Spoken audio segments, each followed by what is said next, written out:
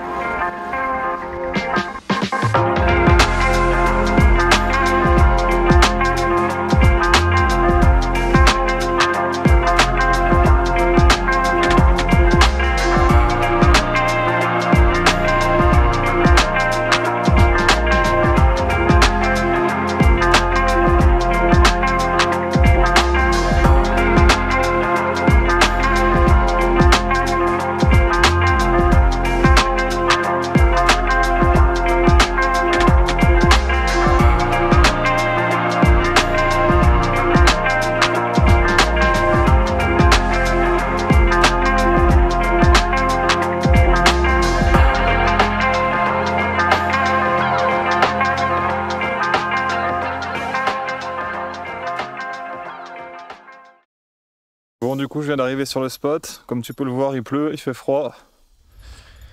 La batterie est toujours HS, j'ai toujours pas retrouvé mes clés. Et je viens de péter un pneu, enfin de crever. Là je suis un peu saoulé.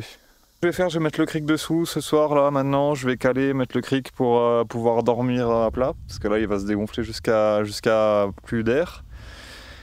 Et puis je vais gérer ça demain en espérant qu'il pleuve pas trop. Voilà, je suis saoulé. Tiens, je te montre. Là, il y a une toute petite pierre à l'intérieur. Max. Et je contrôle toutes les 10-15 minutes de route la pression jusqu'à arriver à quelqu'un qui répare les pneus. Parce que je crois qu'il y en a un qui est pas très loin. Donc ça pourrait être envisageable. Soit je descends le pneu du toit et je le mets là. Donc je sais pas trop, la nuit porte conseil. Donc là je vais aller manger un bout, je vais aller regarder un petit film je pense. Et je vais passer une bonne nuit de sommeil. Et demain on verra tous ces problèmes. Parce qu'il faut pas oublier que j'ai toujours pas de clé, pas de batterie. 7h du matin, enfin 7h15. Ce que je vais faire, je vais le gonfler au max et je vais rouler parce que je pense qu'il y a quelque chose pas très loin pour le réparer. Ça fuit bien, mais je peux le gonfler facilement, je m'arrêterai régulièrement et voilà. Je vais aussi enlever le caillou qui est dedans. Comme ça, il va pas s'enfoncer plus. Ça, c'est important.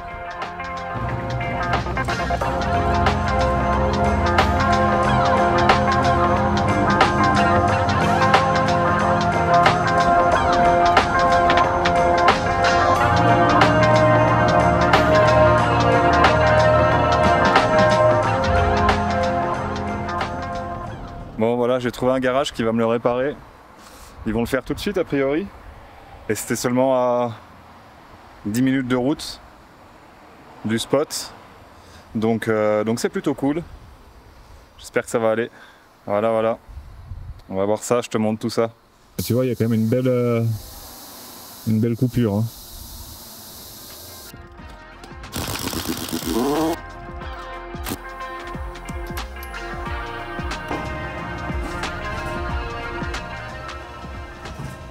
Bon là tu vois depuis l'intérieur, tu vois ça fait quand même une bonne entaille, mais on va mettre ça. Je pense que ça va être bon. C'est quand même largement plus grand. Donc voilà. Là tu vois il a poncé un peu ici pour que la colle elle accroche bien et qu'il n'y ait pas cette surface comme ça.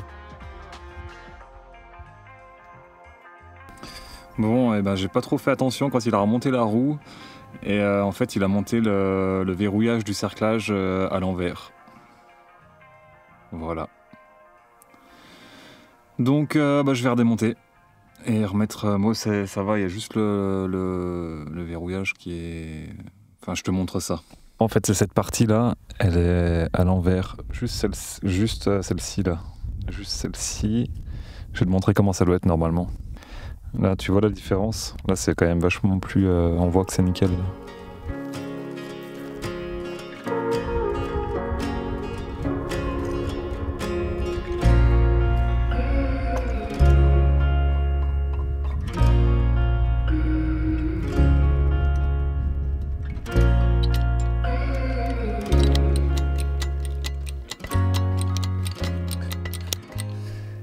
Bon, j'ai pas de démonte au but, du coup je vais réutiliser ça.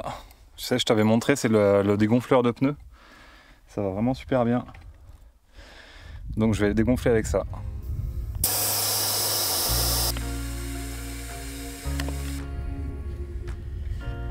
C'est dans le bec de tournevis. Bon, tu vois là, ça a quand même bien meilleure allure. Hein. Ça me plaît beaucoup mieux. C'est quand même nettement mieux comme ça. Et j'en profite encore pour je te l'ai déjà dit, mais je vais leur dire. Quand tu pars comme ça en camion, il faut quand même vraiment avoir des bases en mécanique. Parce que, tu vois, là, ça aurait pu tenir, je pense, que ça aurait pas posé trop de problèmes que ça reste comme ça. Mais d'imperfection en imperfection, ton camion, ça devient une épave à la fin, quoi. Donc moi j'aime bien que les choses elles soient bien en ordre et bien nickel. Donc là je les refais direct et il n'y a pas de souci, là c'est impeccable. Mais tu vois, si t'as pas les bases de la mécanique, c'est compliqué quoi. C'est vraiment compliqué. Déjà t'aurais peut-être pas vu qu'il y avait un problème. Ensuite il faut régler le problème. Et voilà, je pense qu'il a monté ça comme ça parce qu'ici ils n'ont pas trop l'habitude des jantes à cerclage tubeless. Ici, ils ont beaucoup de jantes à cerclage, mais c'est avec des chambres à air dedans. Du coup, c'est pas tout à fait le même, pas tout à fait pareil. Donc voilà, si tu prévois de voyager, franchement, forme-toi un minimum à la mécanique parce que finalement, on en fait un peu tout le temps. Et même si on va dans un garage, c'est quand même bien de pouvoir contrôler ce qu'ils font et de voir que tout est bien en ordre. Voilà, allez, je vais aller manger un petit bout, à toutes. Et donc, ça, c'est des petits problèmes. C'est vraiment rien du tout. Si j'étais absent des réseaux sociaux ces derniers temps, c'est surtout parce que Oli avait une tumeur au cerveau et les dernières semaines étaient vraiment difficiles. Je m'en suis rendu compte assez tardivement. Le diagnostic était assez tardif. Du coup, on n'a pas pu faire grand-chose pour la sauver, pour la traiter. Et maintenant, elle reste ici dans les montagnes arméniennes. Et c'est difficile pour moi d'en parler. Mais voyager sans elle, je l'ai eu depuis que je voyage, elle est avec moi. Ce qu'on avait fait ensemble, c'était en Corse. Et depuis, on a parcouru toute l'Europe ensemble. On a fait plusieurs fois la Turquie, on a fait les montagnes du Caucase, on est allé à Paris, on est allé en Moldavie, on est allé absolument partout. Mais je t'avoue que c'est quand même un peu dur pour moi d'en parler. Donc je vais te mettre quelques photos, ce sera beaucoup plus simple pour moi.